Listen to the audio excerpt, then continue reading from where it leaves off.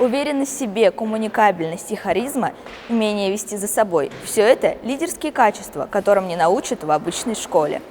В Национальной библиотеке имени Ахмед Заки Валиди среди книг и знаний итоги подводят ученики школы IQ-лидера. Подростки на протяжении всего года работали над развитием лидерских качеств.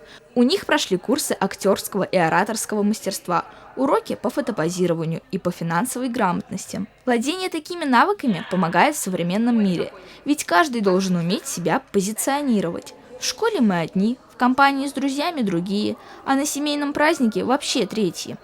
Мы везде должны соответствовать определенным параметрам. Но как с этим справиться? Конечно же, хорошо выглядеть, уверенно говорить и правильно излагать свои мысли. Искандер, чему ты научился за год в школе лидеров? Я научился разговаривать твердо, я научился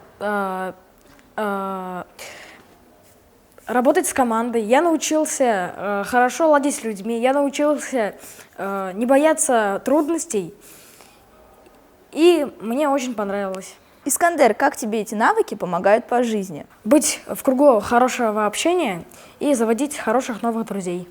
Школьники научились превозмогать стеснение, победили страхи перед выступлением на публике и раскрыли свои таланты. Чем школа лидера отличается от обычной школы? В школе лидера учат быть успешными, не стесняться, выступать перед людьми там. Дай совет зрителям, что нужно делать, чтобы не стесняться. Можно дать какие-нибудь задания, например, общаться с каким-то новым человеком, которого ты вообще не знаешь. Например, кинуть мячик и сказать про себя, рассказать там.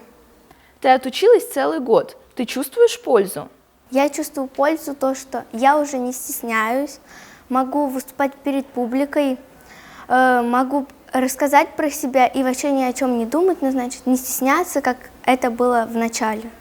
Эти мастер-классы проходят в школах Уфы. К ученикам приходят специалисты своего дела, актеры, медиаперсоны, проводятся тренинги по эмоциональному интеллекту. Даже КВНчик учит подростков юмору, так как это тоже залог успеха. На награждение ребятам вручили дипломы, ведь они сделали большой шаг для своего будущего и не собираются останавливаться на достигнутом. Многие взрослые могут позавидовать, ведь в школе лидеров с ранних лет воспитывают амбициозных ребят. Они любят узнавать новое, достигать поставленных целей и заниматься творчеством. Дарья Шепелева, Рамазан Мусин специально для «Горы новостей».